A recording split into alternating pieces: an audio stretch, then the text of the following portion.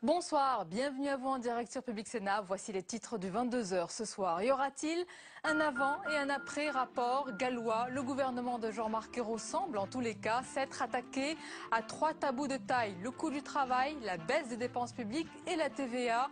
Pour beaucoup, c'est le retour d'une gauche réaliste, tendance social-démocrate. La droite dénonce au contraire des mesures loin, très loin des préconisations du rapport gallois. Alors courage politique ou effet d'annonce? Analyse dans un instant de Jean-Louis Gombault. Et invité politique ce soir, il est économiste, ancien patron du Crédit Lyonnais, auteur de nombreux essais, Jean Perlevat. C'est notre invité tout à l'heure. L'accès au logement de plus en plus difficile en France. Avec la persistance de la crise, de nombreuses associations tirent la sonnette d'alarme. Trouver un toit devient un véritable chemin de croix pour de nombreux ménages. Manque de logement, loyer inaccessible et discrimination à la location constituent les principaux obstacles qui poussent de plus en plus de personnes dans la rue. C'est le thème de notre débat du mardi soir. Il y a bien sûr les élections américaines dont on attend le verdict des urnes dans la nuit. Nous allons en parler dans un instant. Mais pendant que le monde entier a les yeux rivés vers les États-Unis, il y a bientôt un nouveau dirigeant chinois. Sauf coup de théâtre, à partir de ce jeudi, Xi Jinping devrait présider aux destinées de la puissance chinoise pour 10 ans. Une passation de pouvoir sans suspense, silencieuse, mais qui pourrait peser sur le futur équilibre mondial. Plus d'éléments dans le tour de l'info tout à l'heure. Voilà pour le programme. Merci d'être en notre compagnie ce soir. Après 1 an et demi de campagne acharnée, des centaines de millions de dollars dépensés, des dizaines de milliers de kilomètres parcourus, des milliers de mains serrées et des tas de discours prononcés, c'est au tour des quelques 200 millions d'électeurs américains de faire leur choix. Barack Obama ou Mitt Romney, les sondages ne permettent toujours pas de départager clairement l'un ou l'autre des deux candidats et les observateurs n'excluent pas que le nom du vainqueur ne soit pas connu avec certitude mercredi, même si les deux programmes diffèrent. On voit tout cela avec Paul Bouffard. Barack Obama, Mitt Romney, deux Amériques se font face avec deux visions politiques divergentes. Déjà, en 2008, c'était l'engagement numéro 1 de Barack Obama, la santé. Le président sortant veut poursuivre sa promesse électorale, son Obamacare, faire que chaque Américain ait une assurance maladie d'ici à 2014. De son côté, Mitt Romney est en plein paradoxe. Dans son État, le Massachusetts, ancré très à gauche, le système de santé a servi de modèle à Obama. Mais peu importe, le républicain veut abolir cette réforme, la santé doit être privatisée. Autre dossier, autre discorde, l'économie. Quand le démocrate veut réduire la dette publique de 4 000 milliards de dollars sur 10 ans, le républicain Mitt Romney promet de baisser de 20% les taxes pour tous les particuliers. Barack Obama lui répond. Baisser les impôts, déréglementer et baisser encore les impôts. Des baisses d'impôts quand ça va bien, des baisses d'impôts quand ça va mal. Question chômage, Barack Obama dit avoir stoppé l'hémorragie. Mitt Romney promet de créer 12 millions d'emplois. Il a dit qu'il allait faire baisser le chômage à 5,2%. Aujourd'hui, nous avons appris que le taux de chômage était de 7,9%. Le chômage est plus élevé que lorsque Barack Obama a pris ses fonctions. Écolo ou pas, en tout cas les deux candidats divergent. Barack Obama continue de miser sur les énergies renouvelables et promet de diviser par 2 les importations de pétrole d'ici à 2020. Le Mormon ouvre la porte à toutes les exploitations de ressources au nom de l'indépendance américaine. Je m'engage à obtenir une indépendance américaine, nord-américaine. Nous n'aurons plus à acheter du pétrole vénézuélien ou du Moyen-Orient. Dernier volet, la politique étrangère. Mitt Romney voit son ennemi géopolitique numéro 1 dans la Russie et pourrait éventuellement armer les rebelles syriens pour renverser Bachar al-Assad. Le commandant en chef Obama souhaite maintenir les sanctions contre l'Iran. L'Amérique a besoin d'un leadership fort et stable. La politique étrangère du gouverneur Romney est dangereuse et dépassée. Car pour Obama, la vraie menace est chinoise. Sans défier le géant asiatique, il veut poursuivre un redéploiement militaire en Asie-Pacifique. Et avec nous, en ligne et en direct depuis New York, Jean-Pierre Elkabbach, bonsoir. Bonsoir ou bonjour pour moi. Bonjour pour vous, nous sommes à quelques heures du verdict, la tension est palpable dans les deux camps. Quel est l'état d'esprit, l'ambiance à cette heure-ci? Eh bien, écoutez, des millions d'Américains sont en train de voter, plus nombreux que prévu, conscients de l'enjeu d'un scrutin historique. C'est l'avenir de l'Amérique face à la Chine puissante qui est en train de renouveler ses dirigeants. Après la folle agitation de la campagne, les deux candidats ont tenu des meetings jusqu'à l'ultime moment. Et un silence étrange est tombé aujourd'hui mardi sur l'Amérique. Les partisans de Barack Obama ont mobilisé plus de 120 millions de personnes par téléphone, réseaux sociaux et même en faisant du porte-à-porte pour convaincre les indécis. Entre Barack Obama et Mitt Romney, les différences sont considérables et sont sans cesse répétées sur la méthode pour sortir de la crise, sur les impôts, le rôle de l'État, la croissance, l'éducation, l'environnement et aussi sur la guerre et la paix. En effet, jusqu'où accompagner ou suivre Israël si Netanyahou décide bientôt de frapper les sites nucléaires militaires de l'Iran, jusqu'où relancer la négociation entre Israéliens et Palestiniens, jusqu'où aider ou pas la Syrie à se débarrasser de Bachar el-Assad. Tel est le sens de ce mardi électoral qui n'est pas à Sonia Mabrouk un jour férié. Ici, les Américains travaillent. Tous les médias font preuve de prudence et ils entretiennent l'incertitude. Ce soir, il n'y a pas d'évidence électorale. Les premiers indices viendront vers 1h du matin heure française, des États de Virginie et d'Indiana, puis de Caroline du Nord, de l'Ohio, plus tard de Pennsylvanie, Floride et New Hampshire. Mitt Romney profite encore de l'enthousiasme bruyant de ses supporters qui veulent se débarrasser de Barack Obama et ouvrir une ère nouvelle. Et quant à Barack Obama le sortant, il espère que les déçus de son premier mandat reviendront vers lui avec confiance. Encore quelques heures de suspense. Jean-Pierre Elkabbach, est-ce que je peux vous demander si vous avez un favori? Ah, ça c'est dangereux, mais le meilleur moyen de ne pas commettre d'erreur, c'est en effet de ne rien prévoir.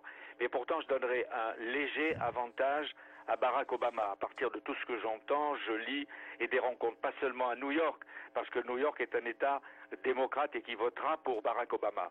Mais s'il était réélu, le sortant, dans ce climat de crise, Sonia Mabrouk, ce serait un véritable exploit. Merci beaucoup Jean-Pierre pour votre analyse ce soir. Je précise qu'on vous retrouvera demain en direct depuis New York dans le 22h spécial États-Unis. À noter également à partir de 23h, c'est ce soir, vous pourrez retrouver en détail et progressivement par État tous les résultats de ces élections. C'est sur publicsénat.fr et ce sera fait via notre carte interactive. Retour en France à présent avec cette question. Y aura-t-il un avant et un après rapport gallois? Le gouvernement de Jean-Marc Ayrault semble en tous les cas s'être attaqué à 3 tabous de taille. Le coût du travail, la baisse des dépenses publiques et la TVA. Alors pour beaucoup, c'est le retour d'une gauche qui est réaliste, qui a une tendance social-démocrate. La droite, au contraire, elle dit que les mesures sont loin, très loin des préconisations du rapport gallois. Mais avant d'en parler avec notre invité Jean-Pierre Levat, dans un instant, regardons en détail les annonces de Jean-Marc Ayrault ce matin avec Sophie Normand. Mesure sans précédent, les entreprises pourront bénéficier d'un crédit d'impôt équivalent à une baisse de 6% des cotisations sociales sur les salaires de 1 à 2,5 SMIC. Il sera financé pour 10 milliards par des économies budgétaires supplémentaires en 2014 et 2015 et pour 10 milliards par la hausse de la TVA et la fiscalité écologique. Actuellement, le taux normal de la TVA est de 19,6% quand les deux taux réduits que compte la France s'élèvent eux à 7 et 5,5%. Ils seront remplacés par un triptyque 20, 10 et 5%, des modifications qui devraient rapporter quelques 7 milliards d'euros. En contrepartie, les comités d'entreprise devront être régulièrement informés de l'utilisation du crédit d'impôt. Engagement de campagne de François Hollande, un projet de réforme bancaire sera présenté au Conseil des ministres du 19 décembre.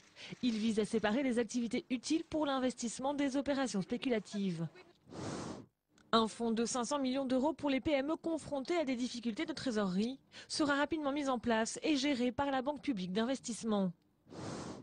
Enfin, le gouvernement souhaite porter le nombre d'apprentis à 500 000 en 2017, avec un objectif, favoriser l'embauche de jeunes dans les PME. Les suites du rapport gallois et surtout les annonces de Jean-Marc Ayrault ont été au cœur de la traditionnelle séance des questions au gouvernement et ambiance électrique cet après-midi à l'Assemblée. L'opposition dénonçant la reculade du gouvernement sur ce rapport, tandis que la majorité ironisait sur le bilan laissé par la droite.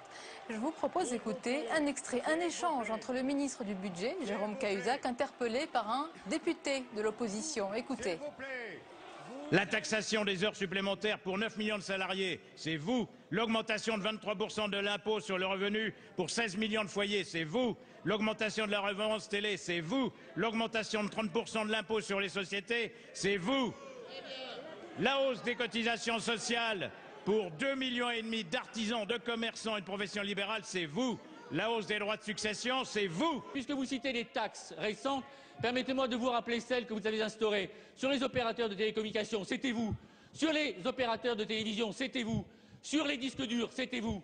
Sur les poissons, les crustacés et les mollusques, monsieur Martin. Car vous avez même inventé cette taxe-là, monsieur Martin. Et vous l'avez votée. Vous avez voté près de 25 taxes supplémentaires, monsieur Martin. Vous avez augmenté les impôts entre 2002 et 2012 comme jamais aucun gouvernement ne les avait augmentés. Et le résultat de cette politique d'augmentation de la dépense publique, c'était vous. D'augmentation des impôts, c'était vous. Du déficit du commerce extérieur, c'était vous. Ces résultats-là, nous sommes obligés de les assumer. Voilà pour cette ambiance électrique. Et nos invités sur le plateau du 22h à présent. Invité politique, il est économiste, ancien patron du Crédit Lyonnais, auteur de nombreux essais sur la politique et l'économie. Jean-Pierre Levade, bonsoir. Bonsoir. Bienvenue à vous. Interview à suivre dans un instant, ensemble. Et notre chroniqueur, Jean-Louis Gombault. Bonsoir Jean-Louis. Bonsoir Sonia. Alors Jean-Louis, on va écouter d'abord Jean-Marc Ayrault, invité ce soir du 20h de TF1. Le Premier ministre a rappelé les mesures du pacte de compétitivité. Il a insisté, vous allez le voir, sur la cohérence de la politique économique du gouvernement menée depuis 6 mois. On l'écoute. Le gouvernement, je voudrais insister sur ce point, s'est attaqué à 3 chantiers depuis son installation. D'abord, stabiliser l'euro pour relancer la croissance en Europe. Ça, c'est l'action qu'a menée le président de la République dès son élection le 6 mai. C'est essentiel si on veut que la croissance reparte en Europe. Deuxième chantier, la maîtrise de nos comptes publics. C'est dès l'été dernier que nous sommes intervenus pour faire reculer la dette et les déficits, et également dans la loi de finances 2013. C'est un effort très important que nous demandons pour maîtriser nos comptes publics. Et le troisième chantier, c'est effectivement la compétitivité de nos entreprises. Parce qu'il y a un problème qui n'est pas seulement le problème du coût du travail, qui est le problème de la qualité de nos produits. Jean-Louis, cela fait 6 mois, jour pour jour, que ce gouvernement socialiste est en place. 6 mai, 6 novembre, il y a eu aujourd'hui les annonces de Jean-Marc Ayrault, le pacte national pour le redressement de notre économie. Est-ce que ce pacte est cohérent avec la politique économique qui est menée depuis 6 mois? Alors la réponse à cette question reposerait sur 2 décisions qui ont été prises aujourd'hui. Je pense par exemple à ce chèque de 10 milliards d'euros qui est censé compenser une partie des charges des entreprises qui sera versée à la fin 2013. On fait un chèque aux entreprises de 10 milliards alors qu'on a augmenté les prélèvements fiscaux sur les entreprises de 10 milliards dans le budget 2013. Donc ça peut paraître un petit peu incohérent. Il faut dire que ce n'est pas les mêmes 10 milliards parce que les augmentations de prélèvements sur les entreprises de 10 milliards concernaient surtout les grandes entreprises, alors que là, le chèque de 10 milliards qui sera fait pour les entreprises concernera toutes les entreprises. Et puis il y a surtout l'affaire de la TVA, quand même, vous dites aux gens, pas question d'augmenter la TVA, c'est un des thèmes de campagne, et vous l'augmentez, non seulement vous augmentez le taux maximum, mais vous augmentez le taux intermédiaire, et puis comme petite gâterie de fin, vous baissez le taux minimum de 5,5 à 5, donc et on ne peut pas parler de cohérence parfaite, même si c'est dans le prolongement quand même des choses. On s'est occupé du déficit budgétaire et maintenant on s'occupe un peu plus de la compétitivité. Est-ce que le gouvernement avait vraiment le choix? Alors, je pense que dans la situation actuelle, ça devenait difficile. Parce que qu'est-ce que demandaient les entreprises? Elles demandaient une baisse des charges immédiate qui leur aurait été octroyée. C'est-à-dire qu'une baisse des charges, c'est ce qu'elles voulaient. Pourquoi? Parce que c'est irréversible. C'est pratiquement irréversible. Quand vous baissez les charges, c'est très difficile après de les augmenter. Là, on ne baisse pas les charges, contrairement à ce que j'entends souvent. On va verser un chèque qui correspond à une partie du coût de ces fameuses charges sociales. Et rien n'indique qu'en 2014-2015, l'État aura l'argent pour reverser, continuer à signer des chèques. Alors que si on avait baissé les charges d'un coup, ça aurait été tout à fait différent. Le problème qui était posé, c'est que si on baissait les charges d'un coup, il fallait trouver des prélèvements du côté des ménages. Or, on vient d'augmenter les prélèvements du côté des ménages de 10 milliards pour l'année 2013. Et là, rebelote, on leur redemandait 10 milliards encore pour l'année qui vient actuellement pour l'année 2013. Et ça, c'était absolument impossible. Je rappelle quand même que dans la proposition de M. Sarkozy, il y avait une baisse des charges de 13 milliards. Là, on propose un chèque de 20 milliards. Donc il y a quand même un progrès, en tout cas si on compare les sommes en jeu. Alors merci Jean-Louis, restez avec nous. Jean-Pierre Levade, il y a quelques mois, vous aviez développé des propositions pour l'industrie, pour la croissance. Est-ce que les mesures du gouvernement, selon vous, vont dans le bon sens et sont-elles suffisantes pour freiner, arrêter la glissade, le décrochage de notre économie, de notre industrie? Je vois un grand mérite dans les annonces gouvernementales, c'est que c'est la première fois que de manière solennelle, un rapport insiste sur deux aspects importants. La prospérité d'un pays aujourd'hui est liée à la puissance de son appareil industriel, premier point. Et deuxième point, l'appareil industriel français, depuis 15 ans, est en train de décroître, de dépérir, de disparaître progressivement. Cette prise de conscience, cette acceptation du diagnostic par le gouvernement, parce que le diagnostic de Louis Gallois n'est pas remis en cause.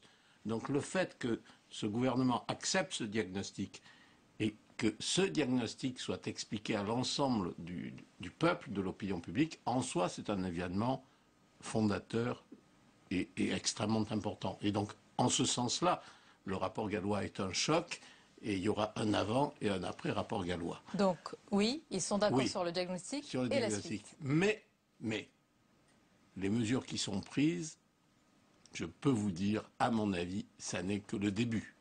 Ça n'est que le début parce qu'en elles-mêmes, elles sont tout à fait insuffisantes pour porter remède au mal dont nous souffrons. Pourtant, 20 milliards, ce n'est pas rien. Est-ce que ce n'est pas une bouffée d'oxygène pour les entreprises ? Comme Jean-Louis le disait tout à l'heure, en 2013, budget 2013, on augmente par ailleurs la fiscalité sur les entreprises de 10 milliards. Donc plus 10, moins 10, solde 0. Donc à la fin de 2013, l'appareil productif français sera globalement dans la même situation qu'au début 2013. Voilà ce que dit Jean-Marc Ayrault dans un entretien à paraître demain aux Échos. Il dit que grâce à tout cela, la croissance va augmenter de 0,5 points à l'horizon 2017 et cela va permettre de créer 400 000 emplois. C'est réaliste ? Je n'y crois pas une seconde. Je pense que nous sommes pour l'instant, malheureusement, sur une trajectoire de croissance nulle sur les 3 ou 4 ans à venir et que nous ne pourrons donc une augmentation du chômage de l'ordre de 200 000 chômeurs de plus tous les ans jusqu'à la fin du quinquennat et que pour rompre cet enchaînement redoutable, il faut aller plus loin dans la restauration de notre puissance industrielle. Pourtant, Jean-Louis, il y a eu des tabous qui ont été brisés. C'est le coût du travail, la TVA, la baisse de la dépense publique. Tout ça ne va pas permettre de relancer la machine. Tabou brisé, pas sur la baisse du coût du travail. Oui. Parce que, en fait, c'est la nuance qui me paraît extrêmement importante. Et je ne vois pas comment ils auraient pu faire autrement dans le contexte actuel. Quant aux 0,5%, on a un mal fou quand on fait les prévisions à ne pas voir que ce n'est pas toute chose égale par ailleurs. C'est-à-dire qu'effectivement, si les choses continuent en l'état, on peut faire... Mais la crise est en train d'entrer un rythme et les 0,5% prévus risquent d'être anéantis. Jean-Pierre Levade, le Premier ministre évoque un nouveau modèle français. Il l'a redit ce soir. Est-ce que cela peut vraiment changer ? Parce qu'on peut dire qu'il y a un archaïsme français en matière économique. C'est compliqué quand on veut bousculer tout un modèle économique. C'est ce qu'il propose ce soir. Il y a un archaïsme français, c'est-à-dire je ne suis pas persuadé qu'aujourd'hui la majorité des Français sont conscients que la totalité des richesses marchandes produites par un pays le sont dans les entreprises. Et que donc les entreprises, d'une certaine manière, la bonne santé des entreprises, c'est un objectif d'intérêt public. Et deuxième archaïsme probablement, nous sommes habitués depuis très très très longtemps à considérer que la distribution d'argent est plus importante que sa création. La dépense publique est vue par les heureux récipiendaires comme un facteur d'augmentation de la richesse, ce qui est faux, bien entendu. La richesse, une fois de plus, elle est produite dans les entreprises. Et pour aller jusqu'au bout de l'analyse, on va me trouver très réactionnaire, certainement, à droite, à gauche, probablement partout. Depuis 15 ans, quel est le problème fondamental? Nous avons un problème de gamme, nous avons un problème de qualité de produit.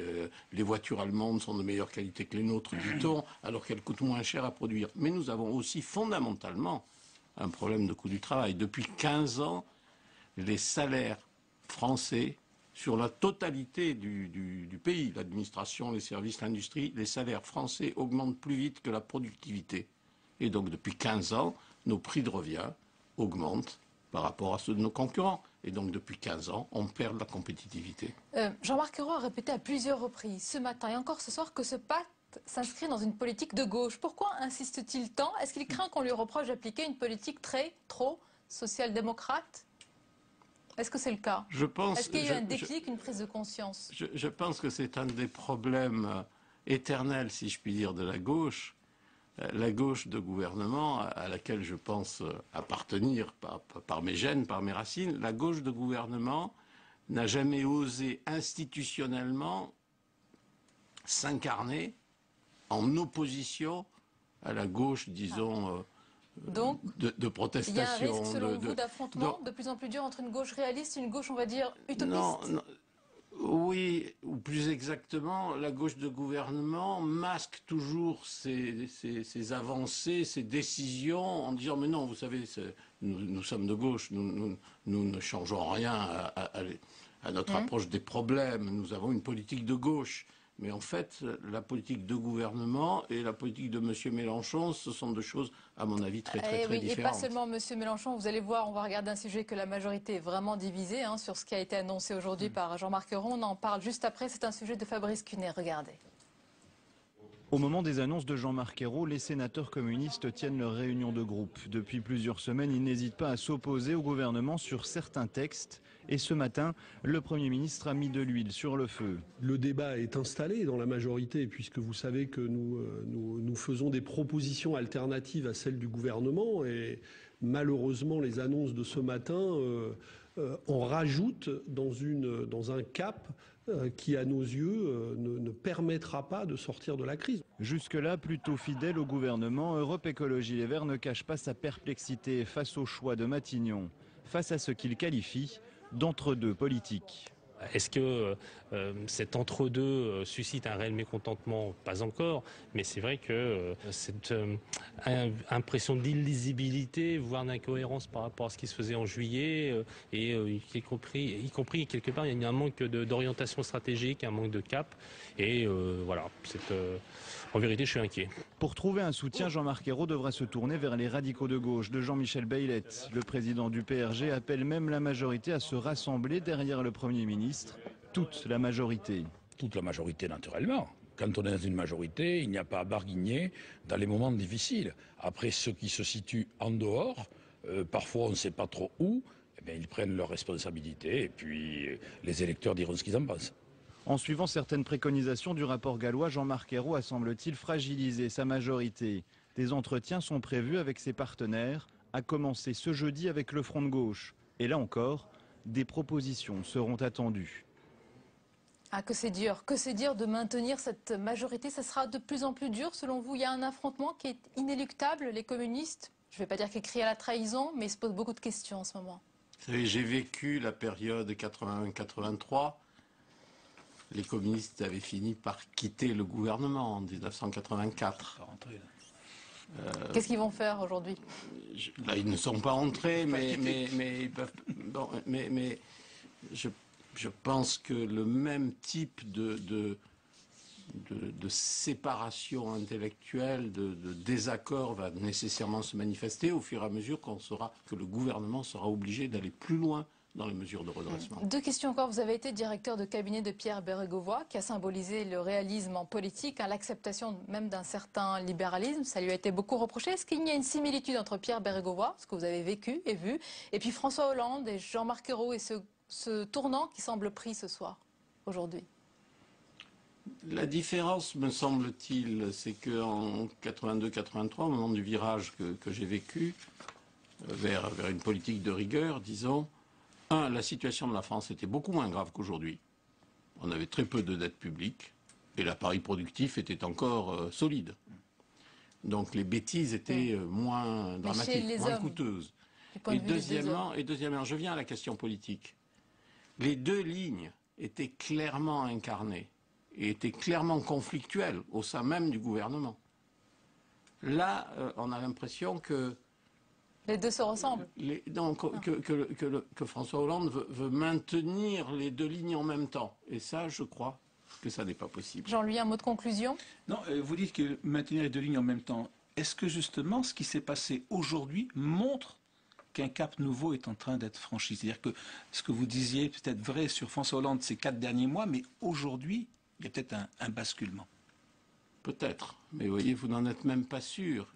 Et je dis le mouvement. Le mouvement est là, la cristallisation est là. L'avenir me le dira. Mais il faut aller plus loin. Est-ce qu'en allant plus loin, il arrivera à maintenir sa synthèse? Nous le verrons. Merci beaucoup, Jean-Pierre Levade, d'avoir été notre invité. Merci, Jean-Louis, pour votre analyse. La suite du 22h avec ce constat. À présent, l'accès au logement en France est de plus en plus compliqué. Manque de logement, loyer inaccessible et discrimination à la location constituent les principaux obstacles qui poussent de plus en plus de personnes dans la rue. Nous parlerons de ce sujet, préoccupation majeure des Français, dans un instant avec de nombreux invités. C'est notre débat du mardi soir. Mais d'abord, tout ce qui vous a échappé dans le reste de l'actualité, regardez, c'est le tour de l'info de Mounir Soussi.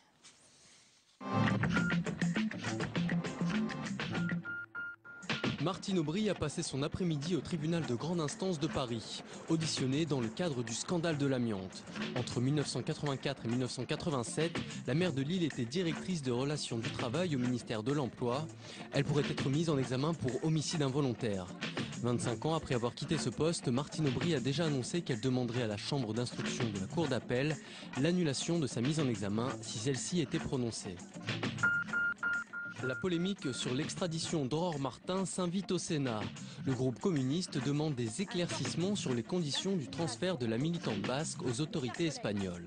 Il est insupportable et indigne qu'une personne de nationalité française, militante d'un parti autorisé en France, soit par le biais d'une extradition qui ne dit pas son nom, livrée pour des faits non punissables dans notre pays, à un pays où elle risque jusqu'à 12 ans de prison. Interpellée jeudi dernier dans le cadre d'un mandat d'arrêt européen, Aurore Martin est soupçonnée d'avoir participé à une entreprise terroriste en lien avec le parti basque Batasuna, lié à l'ETA. Transport en commun à l'arrêt, administration fermée. Les Grecs étaient dans la rue aujourd'hui pour protester contre une nouvelle étape du plan d'austérité qui touche le pays. Le Parlement doit voter demain une enveloppe de 18 milliards d'économies supplémentaires, synonyme entre autres de baisse des prestations sociales et du report de l'âge de départ à la retraite de 65 à 67 ans. Le peuple s'est rassemblé contre des mesures qui nous ramènent des siècles en arrière. Ils abolissent nos droits et privent nos enfants de leur futur. Pour faire pression sur ses alliés et l'opposition au Parlement, le Premier ministre Anthony Samaras brandit la menace d'une sortie de l'euro si les députés ne votent pas les mesures présentées. À l'occasion du 18e congrès du Parti communiste, le pouvoir chinois va renouveler ses cadres. À partir de jeudi, la transition entre Hu Jintao, actuel président, et Xi Jinping, successeur annoncé, va s'amorcer. Traditionnellement, les chefs de l'État effectuent 2 mandats de 5 ans. À 59 ans, le futur président va devoir gérer le mécontentement social qui monte et le ralentissement inéluctable de la croissance. Le nouveau président chinois prendra ses fonctions en mars 2013. Dans le dessin du jour, Charlie Hebdo surfe sur la vague religieuse. Après sa récente une sur l'islam, l'hebdomadaire se concentre sur la position de la religion catholique vis-à-vis du mariage homosexuel.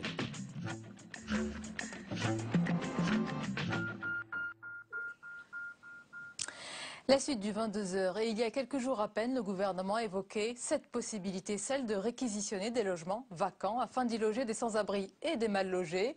Le Premier ministre et sa ministre du Logement, Cécile Duflot, ont pointé du doigt, je cite, ces bâtiments vides depuis des années qui ne servent à rien.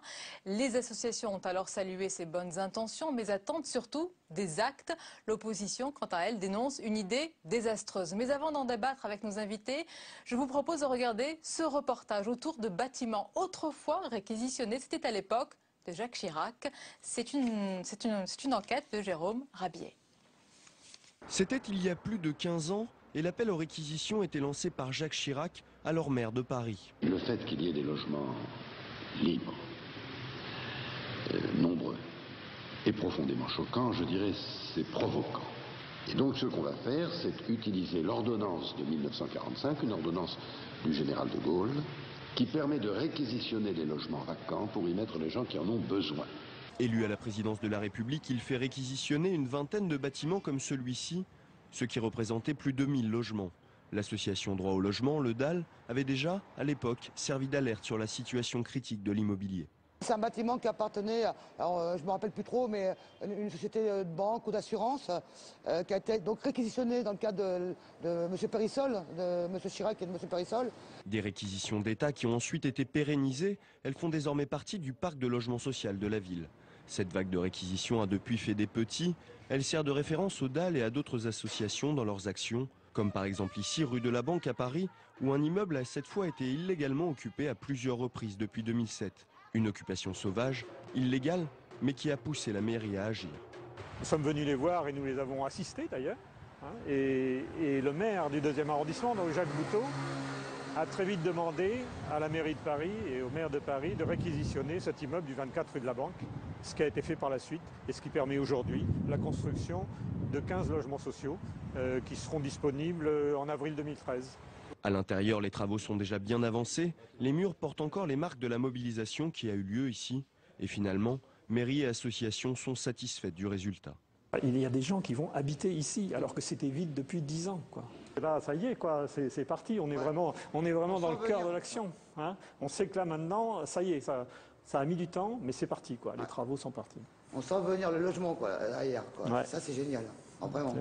Des exemples réussis, mais qui ont un coût important. À la mairie de Paris, certains s'en inquiètent déjà.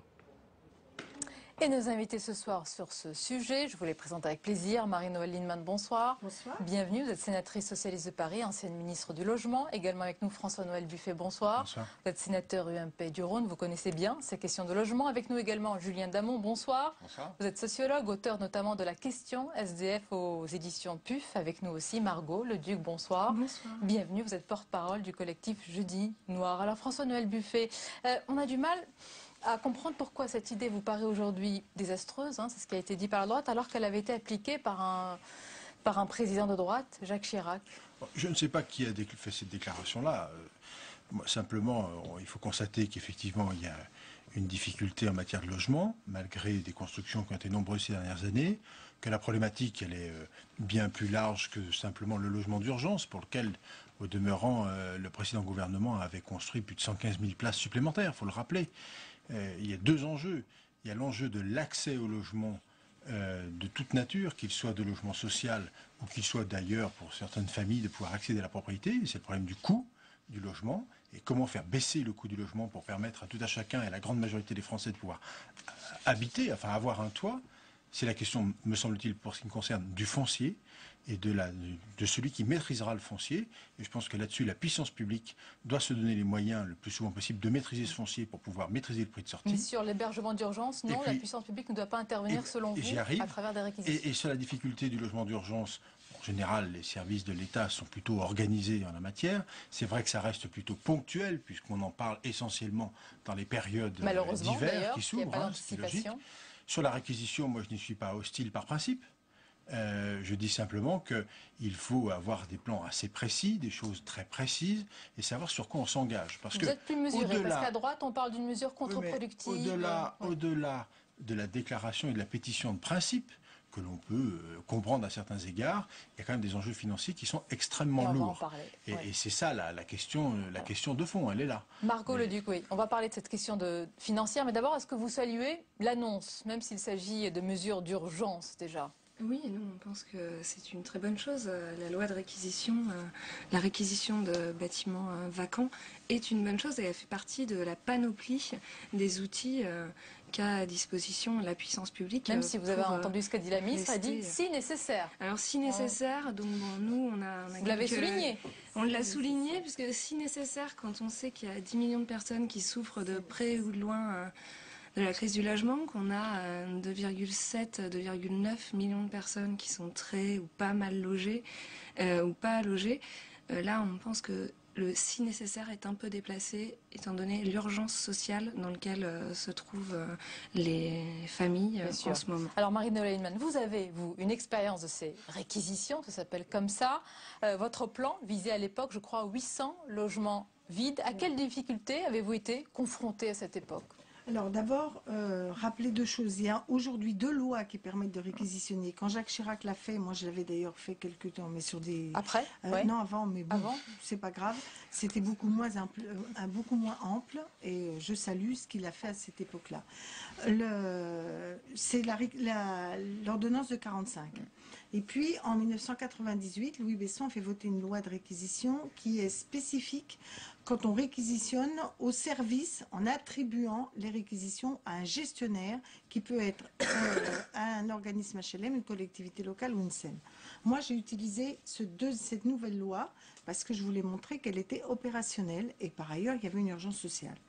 Et alors, le premier problème qu'on rencontre, mais qu'on avait déjà rencontré dans les années 90, c'est la connaissance du parc réellement vacant et de la capacité de ce parc à être transformé en logement. Je mets une parenthèse, Jean-Marc Ayrault a demandé un inventaire de ces bâtiments C'est pour vides, ça que vacants le aujourd'hui. si nécessaire, je ne pense pas que dans l'esprit de Cécile Duflot, c'était de dire s'il n'y a pas d'urgence à le faire.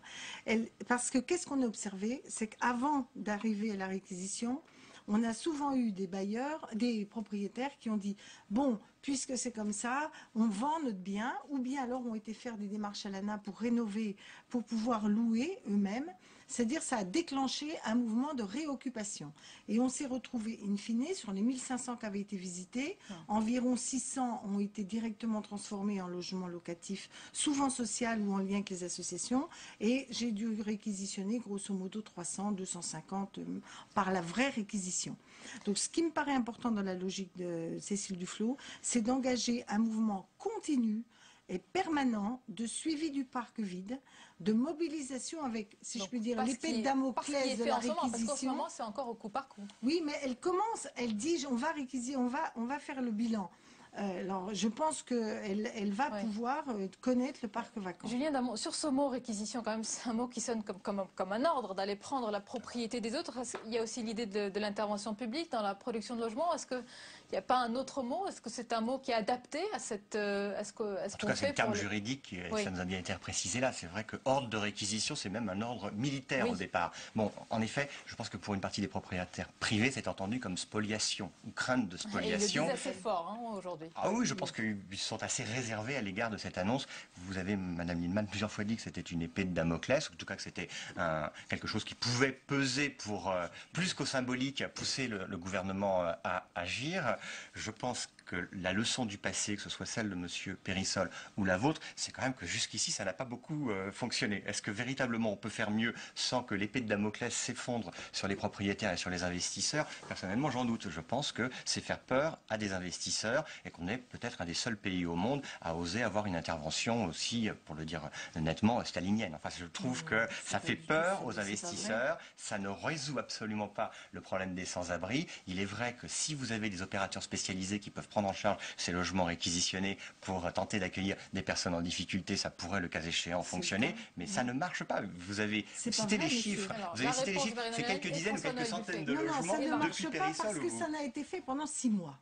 Ouais. Moi, je suis convaincue, et je peux leur faire la preuve par le travail qu'on a mené, c'est qu'on en avait vérifié 1500. Sur les 1500, il y en a plus de 800 qui ont été réoccupés. Pourquoi on en a fait que 1500? Parce qu'effectivement, il faut aller visiter. Alors, depuis la période où j'ai été ministre, il y a des choses qui ont bougé. Les collectivités locales se sont beaucoup plus mobilisées pour connaître le parc vacant, à peu près dans toutes les communes.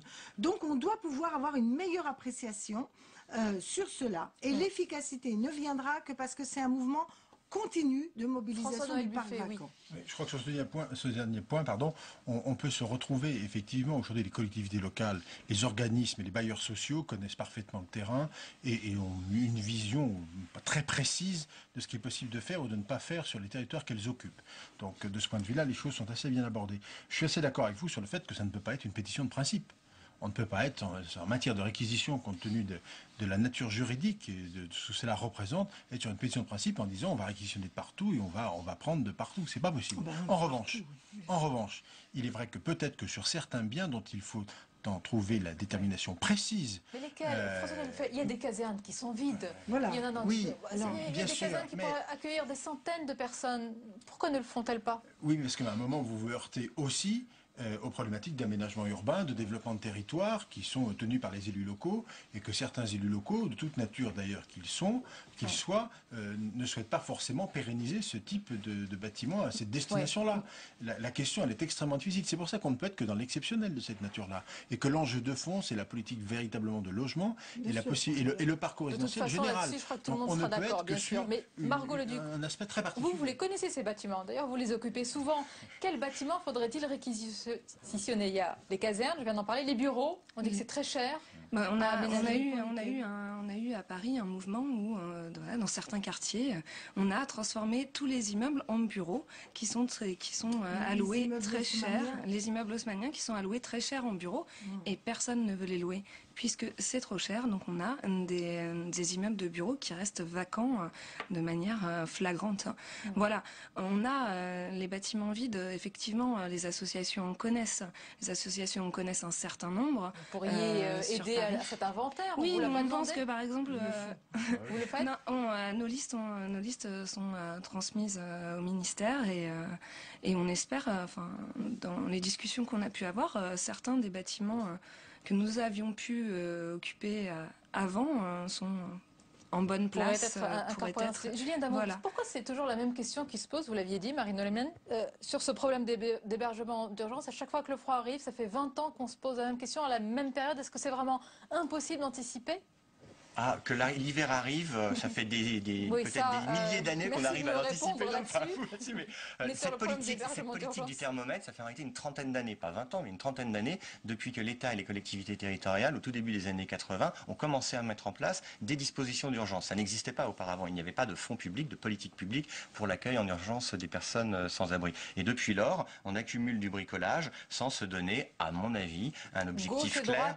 Oui, là-dessus, on peut se bagarrer. La gauche au pouvoir va dire que la droite a laissé une situation désastreuse et vice-versa. Mais au total, il n'y a strictement aucune différence dans l'accumulation chaque année de moyens, peut-être encore insuffisants, tout ce que vous voudrez, en la matière, sur l'urgence. Et cette enflure même de l'urgence fait qu'on met de côté la question centrale sur laquelle tout le monde est d'accord, qui est celle du logement social en particulier. Mais cela dit, sur l'urgence, Jean-Marc Ayrault et je pense Cécile Duflot viennent d'annoncer que, à la différence de ce qui se passait par le passé, les centres d'hébergement vont être ouverts toute l'année.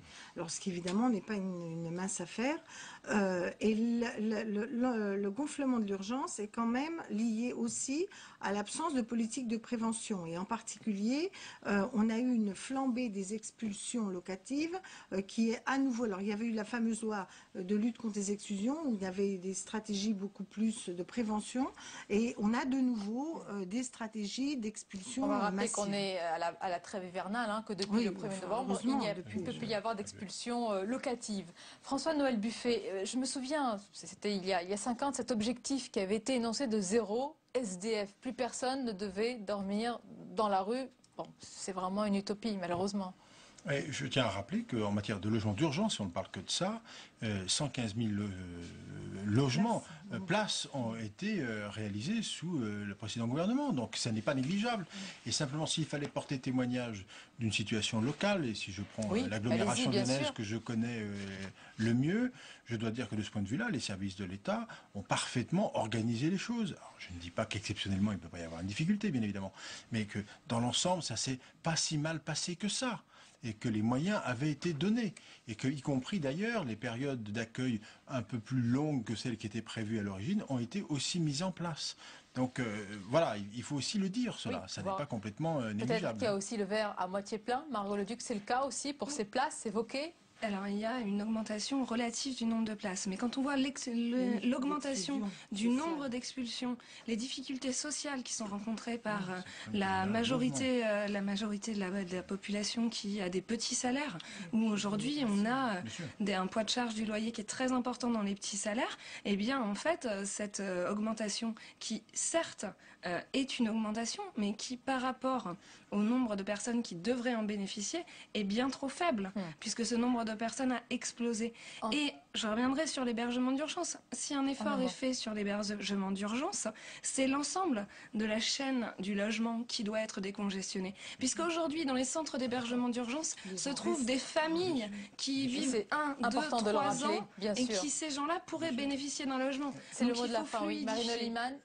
Absolument. L'urgence, c'est de réaliser des logements abordables et sociaux, publics ou privés. C'est l'accès au logement le vrai problème. Je lance un appel, la fameuse hausse de la TVA à 7 qui passe à 10. Il ne faut pas qu'il y ait le logement social dedans. C'est un bien de première nécessité. Par Jean-Marc Ayrault. Vous l'avez dit, le mot de la fin. On est sur une logique de parcours résidentiel, de reconstitution de ce parcours, de prix de sortie du logement, donc de maîtrise du foncier. Et ça, c'est absolument nécessaire, que ce soit dans le privé ou que ce soit dans le logement social.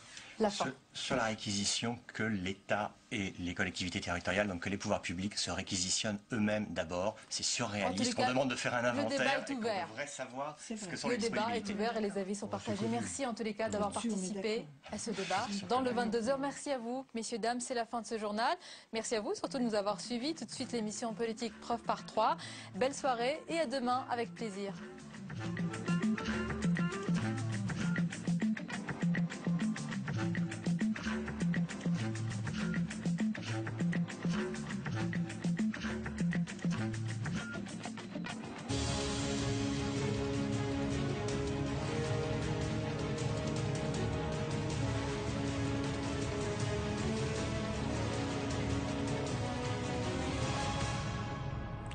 Pierre Laurent, secrétaire général du Parti communiste français et nouveau sénateur depuis le mois d'octobre, est notre invité ce soir. Bonsoir. Merci d'être avec nous.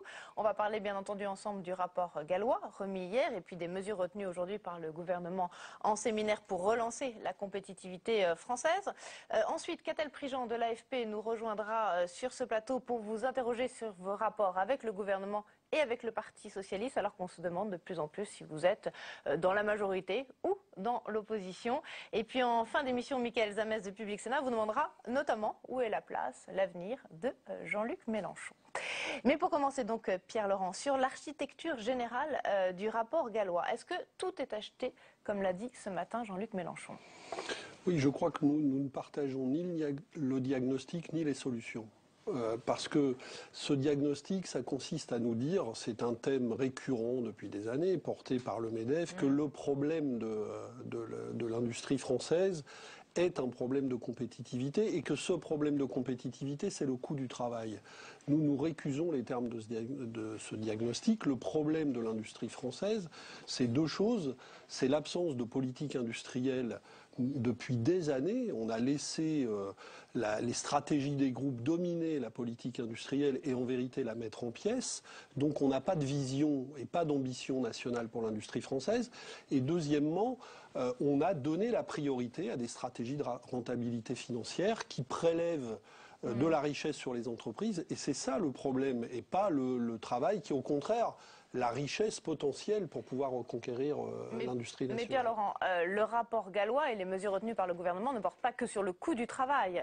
En partie, on va détailler différentes mesures. Donc est-ce que ça veut dire que vous jetez à l'eau, au bain, tout le rapport, comme Jean-Luc Mélenchon? Est-ce que tout est à mettre à la poubelle? Le cœur du rapport, il ne faut pas tourner autour du pot, le cœur du rapport, c'est la mesure qui est proposée, c'est le choc de compétitivité, comme ils disent. Le pacte de compétitivité, a dit François Hollande. D'accord, on peut jouer sur les mots, mais au fond, il s'agit de transférer plusieurs dizaines de milliards sur les salariés au détriment, soi-disant, pour permettre le développement de l'investissement.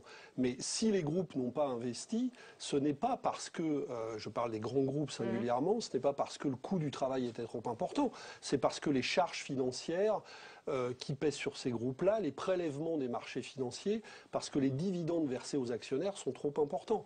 Et c'est là-dessus qu'il faut prendre de l'argent et pas sur le travail, qui est au contraire une des conditions du redressement productif national. Alors l'allègement des charges, c'est effectivement une des mesures retenues par le gouvernement, annoncée par Jean-Marc Ayrault aujourd'hui, 20 milliards d'allègement de charges.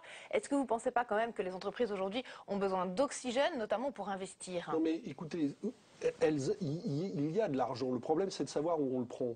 Ce qu'on appelle les charges ne sont pas des charges. C'est un mot que moi je conteste. Ce sont des cotisations sociales. Or, la protection, qui servent à financer la protection sociale. Et la protection sociale est un facteur qui améliore la productivité du travail. Il vaut mieux avoir des salariés mieux formés, protégés devant la maladie, protégée devant les aléas de la vie. Donc la protection sociale n'est pas... à aucun moment dit qu'elle allait revenir sur cette protection sociale. Non mais si à force de procéder par allègements successifs des cotisations sociales, et à force de présenter cela comme des charges, on met en cause cela. Et nous contestons ça. Au contraire, d'ailleurs, il faudrait même investir dans la sécurisation de l'emploi, c'est-à-dire donner de nouvelles garanties aux salariés. C'est une des pistes aussi que va exploiter le gouvernement. C'est en tout cas une des pistes qui est dans la négociation sociale en ce moment. Donc il y aurait un vrai progrès de civilisation à faire en matière de sécurisation de l'emploi. Donc c'est pas là. Par contre, je le répète, dans les charges financières et les dividendes, là, il y a de l'argent à trouver. Je donne un chiffre, un seul, puisqu'on parle beaucoup de chiffres. La totalité des cotisations sociales payées par les entreprises non financières françaises, c'est 145 milliards d'euros. Mais la totalité des dividendes versés aux actionnaires et des charges financières payées par ces mêmes entreprises, c'est 309 milliards d'euros. 2 fois plus. Donc il y a 2 fois plus d'argent qui va à la rémunération de la finance que d'argent qui va aux cotisations sociales. Donc nous, on dit, protégeons au contraire ces cotisations sociales parce qu'elles aident à développer un emploi qualifié et sûr, dont on a besoin pour faire des productions utiles et performantes, et au contraire, diminuons la rente versée aux marchés financiers, aux actionnaires, qui est une rente qui ne sert à rien pour le développement de l'économie. Est-ce que vous auriez aimé, en compensation de ces allègements de charges, que le gouvernement les conditionne, par exemple, à des investissements obligatoires pour les entreprises? Il faudrait commencer, en vérité, avant de parler d'un nouveau choc de compétitivité, il faudrait mettre à plat, d'ailleurs ça pourrait être le Parlement qui fasse ça, qu'on crée une commission d'enquête, qu'on mette à plat toutes les exonérations de cotisations sociales qui existent, qui sont déjà très, très nombreuses, plusieurs dizaines de milliards d'euros, et qu'on évalue leur efficacité. Parce que ce n'est pas une recette nouvelle. On nous dit, là, il y a un choc nouveau, etc. Mais ça fait des années qu'on procède par exonération de cotisations sociales. Et le résultat de ça, c'est qu'on a développé le chômage et détruit 700 000 emplois industriels depuis 10 ans. Donc nous allons continuer à nous enfoncer dans cette logique-là. Non, Pierre Moscovici a dit aujourd'hui à l'Assemblée nationale que ces mesures de compétitivité allaient permettre de créer des centaines de milliers d'emplois. Mais il faudra qu'il nous explique comment, puisque ce qu'on fait, c'est qu'on va donner de nouvelles marges aux entreprises, singulièrement aux grandes entreprises, et effectivement sans contrôler l'utilisation de ces marges. Or, pour le moment, le problème, c'est que les marges existantes, qui sont déjà très importantes, je rappelle quand même que les groupes du CAC 40 qui ont pleuré misère dans le journal du dimanche, il y a quelques jours encore, font, et encore l'année dernière n'était pas une des meilleures années, plus de 78 milliards de profits, eh bien ces marges-là, à quoi elles sont utilisées? Justement à rémunérer du capital qui ne s'investit pas. Donc c'est ça qui doit changer, c'est la manière dont on utilise ces marges. Alors, mais elles existent. Pour payer ces allègements de charges, il y aura notamment une hausse minime de la TVA, notamment pour le taux principal de 19,6 jusqu'à 20%. François Hollande avait dit qu'il ne toucherait pas à la TVA. Est-ce que ça, c'est un reniement de ses engagements de campagne ? C'est effectivement quelque chose qui est contraire à ses engagements de campagne. Alors, ils essayent, le gouvernement essaye de masquer ça en disant elle est limitée, elle est modulée parce qu'on bouge tel taux. Mais le résultat, quand même, au total, c'est qu'on va avoir 10 milliards d'impôts, et singulièrement d'impôts indirects, de plus payés par les salariés. Et la TVA, en plus, est l'impôt le plus injuste de tous, on le sait. C'est celui qui touche proportionnellement le plus les foyers modestes. Une hausse de la CSG ? Non, je pense que l'heure n'est pas à alourdir la charge pour les salariés. Je répète, il faut se tourner vers les charges indues qui sont servies à la finance et au marché financier. D'ailleurs, François Hollande, c'était pas moi qui l'ai, au Bourget, et ça a été un des tournants de sa campagne, a dit il faudra mener la guerre à la finance. Où sont passées ces belles paroles ? Parce que, en vérité, depuis 2008, et même Sarkozy, quand il y a eu le déclenchement de la crise en 2008, elle dit nous avons laissé dériver la finance. Donc on nous parle sans arrêt de réguler la finance, on nous parle de faire la guerre à la finance, mais à chaque fois qu'il faut le faire, il n'y a plus personne. Or, en vérité, la vraie solution, elle est de ce côté-là. Dans le journal du dimanche, ce week-end, vous appeliez le gouvernement à un nouvel élan vers la gauche. Le compte n'y est pas ce soir ? Pas du tout. Pas du tout, mais nous allons continuer à argumenter, nous allons continuer à convaincre, nous allons continuer à faire des propositions alternatives, parce que nous ne nous contentons pas de critiquer le rapport gallois, nous mettons sur la table des propositions comme celle que je disais à l'instant sur la taxation des dividendes. Il faudrait aussi réorienter totalement le crédit bancaire et financier. Il faudrait qu'on puisse, que les entreprises qui investissent réellement, qui créent réellement de l'emploi, aient accès à un crédit à bas taux. Mais pour ça, il faudrait reprendre le contrôle sur le système bancaire et financier. Il faudrait faire jouer un autre rôle à la Banque centrale européenne. Donc des solutions existent. Donc pour le moment, nous n'avons pas convaincu le gouvernement, à l'évidence. Eh bien, nous allons continuer. Nous allons rencontrer d'ailleurs Jean-Marc Ayrault, les parlementaires. Nous allons rencontrer Jean-Marc Ayrault. On va y revenir dans la deuxième partie de l'émission jeudi. Voilà. Et jeudi, eh bien, nous mettrons à nouveau sur la table des propositions. Et je rappelle une chose que nous allons rappeler au Premier ministre, c'est que l'an dernier, la majorité de gauche au Sénat, quand le Sénat est passé à gauche, a voté un collectif budgétaire qui comportait une réorientation de 30 milliards d'euros par des mesures diverses. Eh bien, ces mesures-là, nous demandons leur application aujourd'hui. Donc nous ne sommes pas, certains disent, ils sont avec la droite. On n'est pas du tout avec la droite. Nous allons défendre des mesures qui ont été votées par la majorité de gauche au Sénat et qui aujourd'hui ne sont pas mises en œuvre et qui éviteraient d'aller chercher de l'argent dans la poche des salariés. Pierre Laurent, c'est aujourd'hui la date anniversaire des 6 premiers mois de François Hollande à l'Élysée. Vous êtes un vrai déçu ce soir ? Je pense que le cap qui est pris actuellement n'est pas le bon et qu'il ne permettra pas de combattre la crise. Donc, déçu en ce qui me concerne, je sais que beaucoup de gens sont déçus parce qu'ils ont voulu le changement. Moi, je ne regrette pas d'avoir chassé Nicolas Sarkozy du pouvoir, parce que je pense que la politique de droite, et j'entends les déclarations de la droite, serait d'une très grande agressivité aujourd'hui. Mais vous ne voyez pas vraiment de différence. Mais dès le début, nous savions qu'il allait avoir un problème dans la politique gouvernementale et que la contradiction, le gouvernement allait buter sur l'ampleur de la crise et sur la faiblesse des moyens qu'il mettait en face pour elle. Nous y sommes. Vous pensez que François Hollande a sous-estimé la force, les effets de la crise? Oui, je crois. Je crois que le gouvernement et François Hollande ont considéré qu'ils pouvaient, en prenant des mesures qui visent à apaiser les marchés, en signant malgré tout le traité budgétaire européen, bien qu'il n'ait pas obtenu sa renégociation, et d'ailleurs Moscovici s'en vante, nous avons des bateaux parce que nous sommes complaisants avec les marchés financiers. Mais en vérité, les chiffres du chômage continuent d'augmenter, la conjoncture est mauvaise, il n'y a pas de croissance. Donc si on continue dans cette voie-là, nous n'aurons pas de solution à la crise. Et nous demandons un changement de cap vers la gauche, effectivement. Il faut revenir à une vraie politique de gauche. Vous n'êtes pas quand même... Vous n'en êtes pas à souhaiter un échec de ce gouvernement socialiste? Mais pas du tout. Écoutez, si j'ai créé avec d'autres, avec Jean-Luc Mélenchon, le Front de gauche, si j'ai initié cette démarche-là, c'est justement pour échapper à un dilemme que nous avons déjà connu, où on se dit soit la droite va revenir et ça sera plus catastrophique encore, soit nous avons l'échec de la gauche. Justement, moi, toute mon action vise à échapper à ce dilemme-là. Donc je lance des appels et je continuerai de le faire au gouvernement, aux forces de gauche dans le pays, aux forces sociales et citoyennes pour se mobiliser, pour obtenir un changement de cap, pour que la gauche, justement, réussisse une politique de changement. Pierre Laurent, dans cette émission, on a un partenariat avec Orange et leur application TV Check. On a une question de Michel. Est-ce que vous vous considérez comme un meilleur opposant au gouvernement que l'UMP ? Non, mais moi, je ne joue pas du tout dans la même catégorie. L'UMP est une opposition farouche au gouvernement. Ils veulent récupérer le pouvoir pour mener des politiques qui seront plus brutales encore. Et moi, je n'ai rien à voir avec ça. Tout mon combat est à l'opposé de la droite et de l'extrême droite.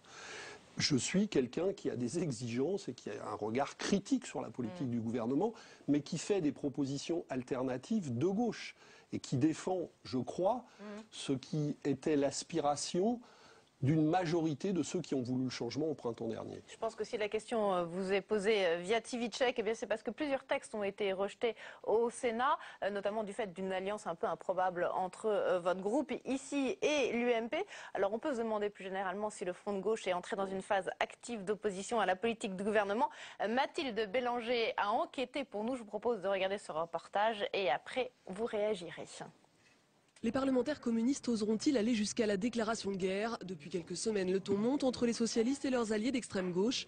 Le PCF prévient qu'il ne votera pas le budget 2013 ni la loi de financement de la sécurité sociale si ces amendements ne sont pas adoptés. Une menace prise au sérieux par la majorité. Je les appelle à un peu de responsabilité. Quand on est dans une majorité, même si on n'est pas au gouvernement, on doit accepter le pacte majoritaire et sur les sujets aussi importants que dans la loi de finances, que d'autres textes que le gouvernement porte, un peu de responsabilité. La semaine dernière déjà, 2 textes ont été rejetés au Sénat suite à une alliance inédite des voix du Front de gauche et de la droite. Car si les socialistes ont la majorité absolue à l'Assemblée, ce n'est pas le cas au Sénat, un avantage dont les communistes entendent bien se servir pour peser sur les décisions. Il y a un problème de travail en commun. Les sénatrices et sénateurs communistes ne sont jamais entendus par des membres du gouvernement sur tel ou tel projet de loi. Je considère qu'en étant dans la majorité ici au Sénat, nous pourrions avoir une approche commune sur un certain nombre de textes pour voir jusqu'où effectivement nos amendements pourraient être adoptés. Éliane Assassi l'assure, le PCF n'est pas dans l'opposition, mais le parti multiplie les critiques à l'égard du gouvernement et la discorde semble profonde. Les annonces de Jean-Marc Ayrault sur la compétitivité ont provoqué une nouvelle levée de boucliers à gauche. C'est toute la politique d'austérité qui est mise en cause. Il y a 6 mois, presque jour pour jour, François Hollande était élu grâce à une majorité dont nous sommes, une majorité populaire pour le changement. Nous votons ce qui va dans la bonne direction. On a voté le projet de loi renforçant la SRU. On s'est satisfait de la suppression du bouclier fiscal. mais nous ne voterons pas ce qui renforce l'austérité, ce qui envoie notre pays dans le mur et surtout ce qui n'est pas à l'aune